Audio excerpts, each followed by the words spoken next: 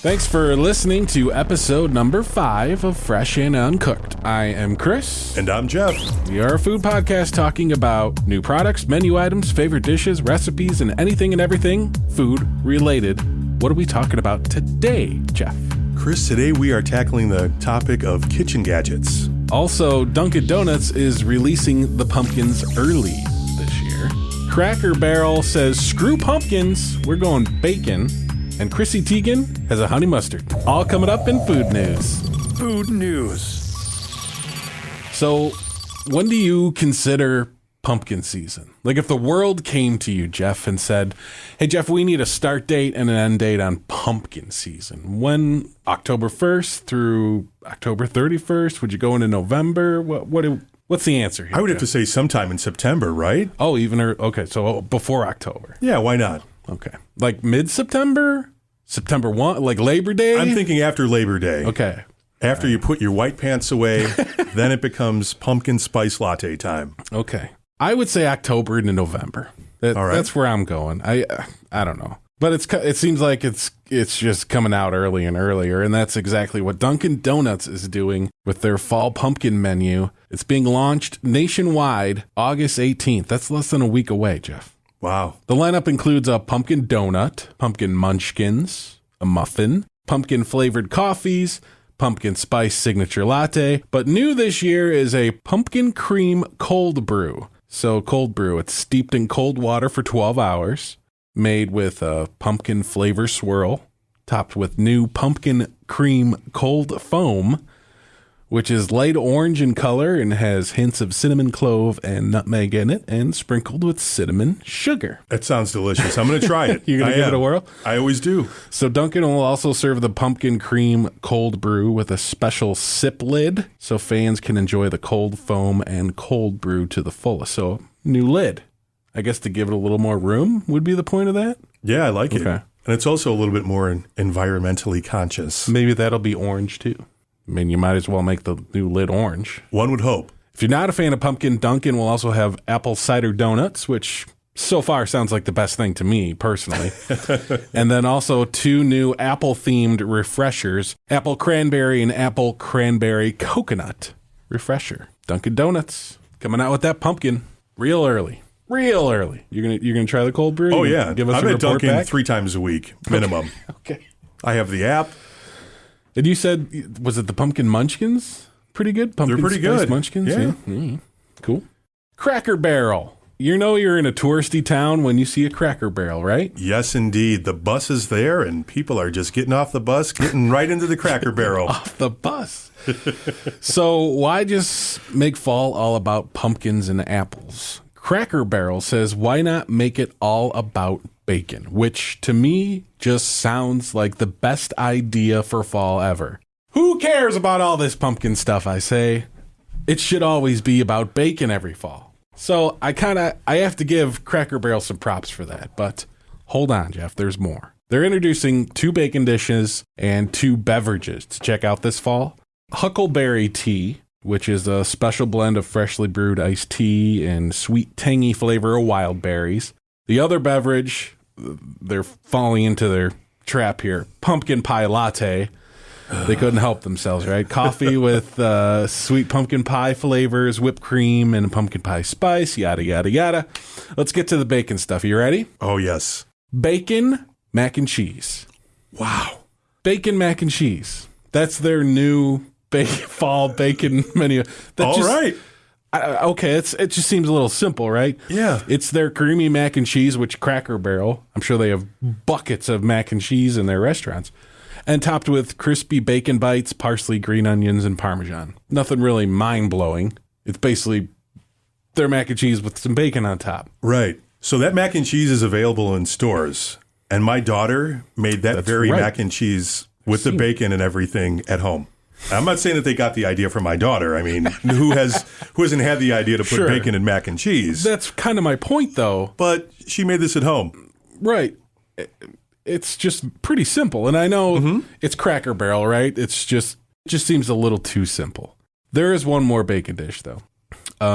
They have a bacon egg hash brown casserole. It's nothing mind-blowing. It's their hash brown casserole, which they already make, layered with Colby cheese, scrambled eggs, and bacon, and then topped with fried onions, diced tomatoes, green onions, and served with buttermilk biscuits.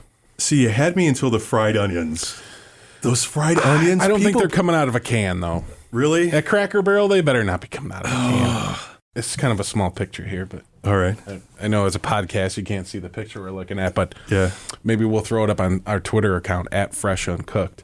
It kind of looks like their hash brown casserole, and it's in a dish, in a bowl, and just kind of has some strips of bacon thrown in the bowl. Right. That's literally what that looks like. So does this alone have you making a trip to Cracker Barrel in order to try it out? No, because like you said, here. I mean, I've never made a hash brown egg casserole. But, yeah, mac and cheese with some bacon on it, and then another thing they already make with some bacon on it. I'm just looking for a little more effort here, Cracker Barrel. That's my only issue. Step up your game. Fantastic idea. Lazy on the execution.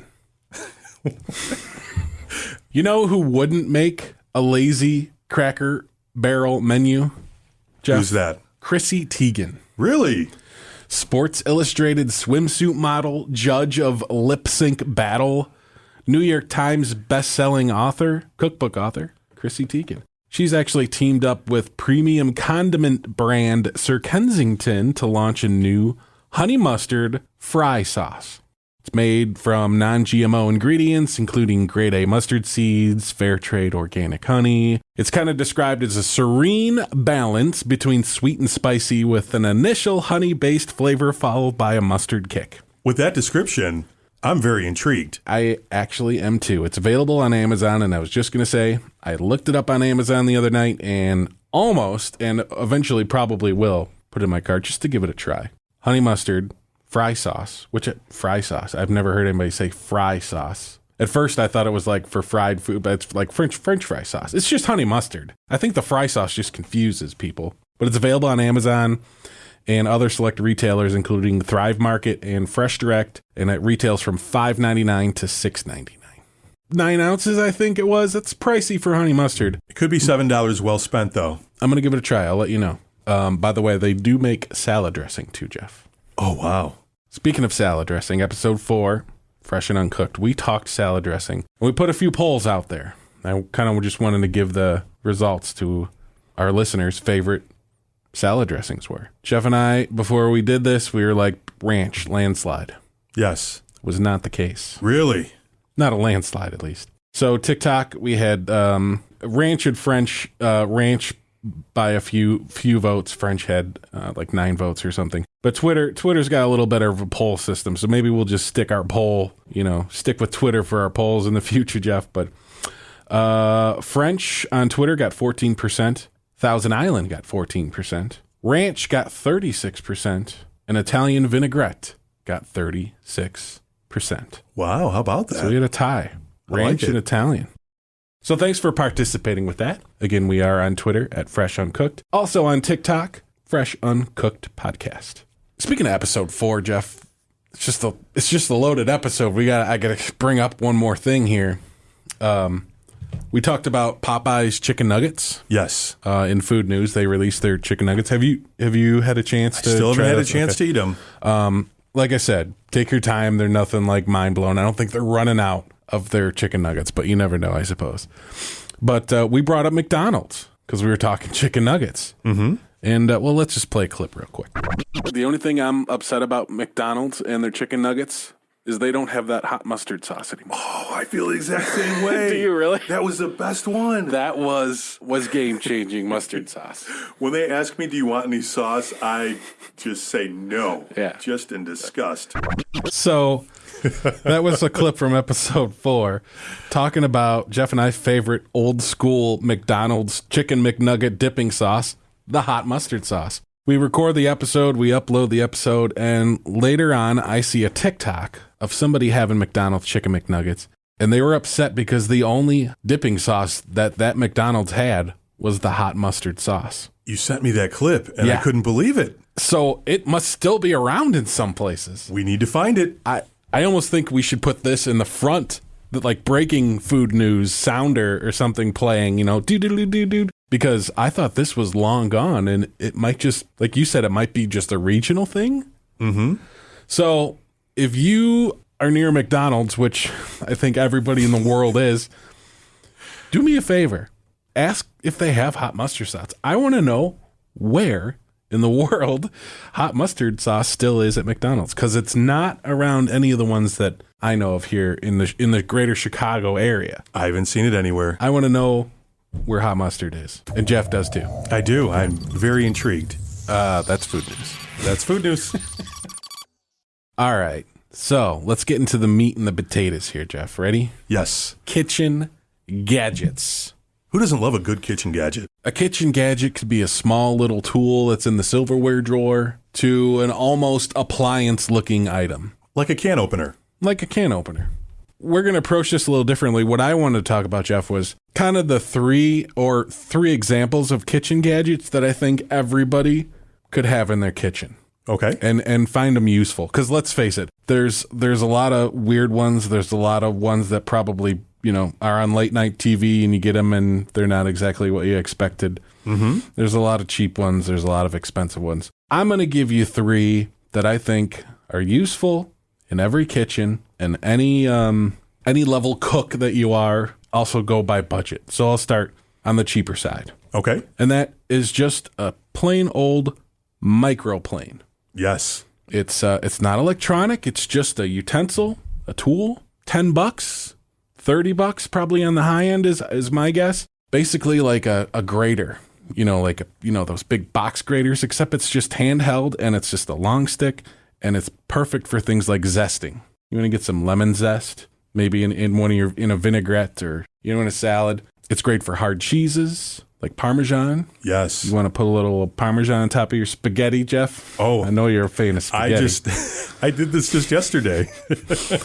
Ginger. You want to grate a little ginger? That's nutmeg. You put a little nutmeg on your pumpkin cold brew coffee latte. Or cinnamon. Or some cinnamon. Some cinnamon. And in my opinion, and probably what I use it the most for, I use it for zesting too a lot, but garlic. This thing can take down a clove of garlic in, 3 or 4 brushes of the clove. So the versatility of the microplaner is great. Yeah, in my amazing. opinion, it replaces the garlic press. Oh, wow. I know that might be controversial to some people. Yeah, especially to this guy over here, because I own 3 garlic presses. 3 garlic presses just seems weird to me, but whatever. It is. It's excessive. Like I'm not going to lie. Lunch, and dinner, and then you can wash all 3 at the end of the night, kind of a thing. Or? Well, I guess we had to build to the best one. Okay. So you buy one and it's not so great. You get a second one. What's better? You find the best one that's out there, and then you buy it. And that's what I did. It's real easy to clean. It doesn't break. You don't have to worry about pressing on it and then it cracks or anything like that. The most important thing about it, though, is that it cleans up really well and very easily. Yeah, because that actually is one of the reasons I don't like it, is just because it's hard to clean. If we're going to move up the ladder here, say like $50 would probably be the median price for an immersion blender, a stick blender. Mm-hmm. It's basically a blender you can bring right to the pot. You don't need to bring the hot liquid to a traditional blender. And I mean, it blends everything a traditional blender would blend. It's just a little more convenient. The cleaning thing is one thing. You already got a pot full of pasta sauce or soup, and you want to blend it up a little bit.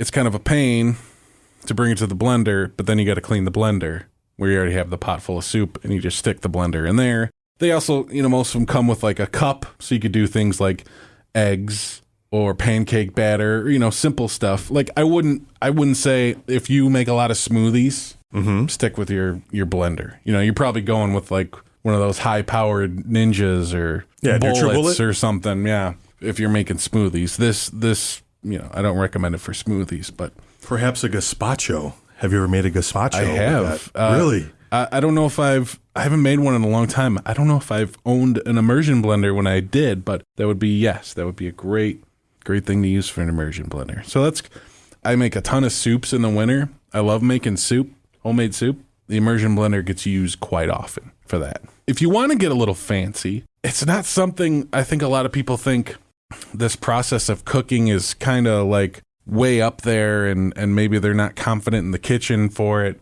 but it's actually really easy. And turns food into perfection, in my opinion, is a sous vide. Oh, wow. You've probably seen them on cooking shows. Yeah. If you're not sure, but you basically take the protein, your meat. I've used steak a lot. You put them in like the vacuum sealed bags and you cook them, in water. The actual meat doesn't get wet. Just you set the sous vide stick that's in the water to the temperature you want the food. It takes a while. It's not like throwing a couple steaks out on the Weber, in the summer in the backyard or whatever, and be done in 20 minutes. It's a slow process, but it's the best steak I've ever had every single time. Really? Because if you want your steak at 140 degrees internally, you set that to 140, and everything in there will cook until it's 140 degrees. And that way you can get whatever food. It's good for fish and salmon. I haven't done chicken, but I've heard it's great for chicken. That's definitely the next thing I want to try. A little bit pricier, $100, $200 for a sous vide stick. Plus you got to invest a little bit in the bags. And if you already have a vacuum sealer, they also have like the hand pump things, which is actually what I have. Yes. It pumps out all the air, which is a little cheaper way to go. If you know someone likes to cook or you want to try something new, and you have about $150 that you want to spend on your next new kitchen gadget, it's got to be my recommendation. So that's a good recommendation. Yeah. My top 3 from low budget to high budget kitchen gadgets that everybody should use. Do you own any of my 3 kitchen gadgets? I have the microplaner. You do? And that's it. Great. It's a great one. So what would be something that you don't have that you would want? So I don't own a microwave. Wait a minute. Really? Really? I did not know that. Yeah. So the reason is, own a microwave. Here's the reasoning behind it. I think if I own a microwave, that I'm going to buy a bunch of things that I can only cook in the microwave, and then I'm going to eat horribly. So, and I don't want to do that. People calling you right now. Yeah, I think the microwave people have just found me.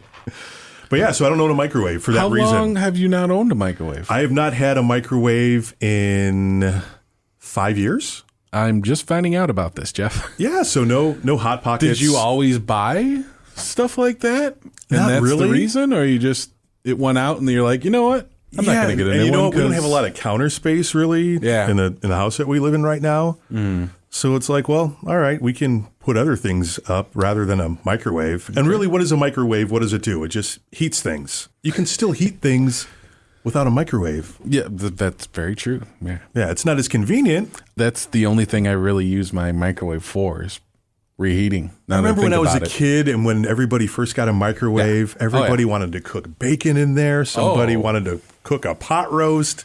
Just awful things. No. Never turned out the right way. Mm-mm. So yeah, I don't own a microwave. Now, I'm a big coffee drinker. I have coffee pretty much every day. I don't own a coffee maker. Not even like a K-cup? No. I've thought about it, but I don't.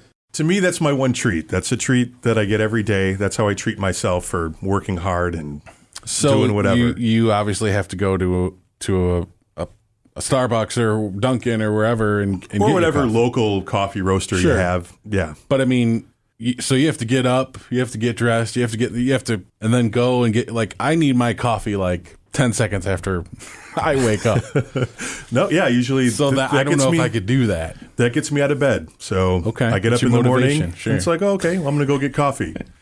Now, sometimes, and I only drink cold coffee too. So sometimes I'll have a cold brew that's already made that's in the fridge too. Oh, yeah. Okay. Or I do have a cold brew coffee maker that just basically you put water, coffee grounds in there, you let it sit for 24 hours, and then you press it, get all the grounds out. And you have coffee that way. French press, right? Mm-hmm. Yeah. Okay. I'm more of hot coffee than cold coffee. I actually had a iced coffee this morning for the first time. I can remember last time I had iced coffee. Really? I suppose if you're going iced coffee, that is something you could just kind of keep in the fridge. Yeah. I didn't think of that, or cold brew or whatever. So no microwave and no coffee maker. Right. I do have a toaster. Toaster oven?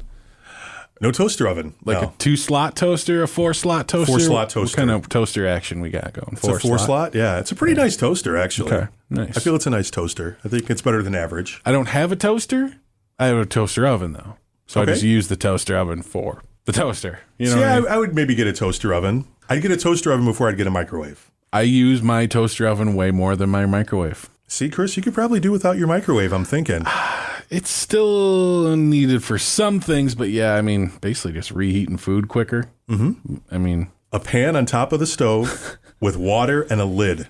You can pretty much reheat anything. That's true, but can you do it in 30 seconds? I'm not saying you're wrong. I'm just saying, I get it. It's a matter of convenience. That's really what kitchen gadgets come down to. They're a matter of convenience, right? That is very true. I was looking at some just on Google Images, crazy kitchen gadgets, and there was something that had like 10 blades that like could chop half an onion with one press of the button. And oh, I think I have one of those. Like, what the heck is this? Yeah, all it does is just it looks like it would just take more time and of course the onion's already peeled and cut in half anyway, so like why wouldn't you just finish the job with the knife? I don't know. Right. Some things still make sense. It cuts out a couple steps in the process, but it doesn't completely cut out the process, right? Yeah, and I don't know if it necessarily would save you time. No. In the long run, but whatever. I know everyone's got a kitchen gadget, and I'm sure everyone's got like a kitchen gadget horror story or, oh my God, I use this kitchen gadget every week or every day maybe. Let us know what your favorite kitchen gadget is. Let us know what the worst kitchen gadget you ever even heard of or even bought. We're on Twitter at Fresh Uncooked. We're on TikTok at Fresh Uncooked Podcast. We're on Instagram at Fresh Uncooked.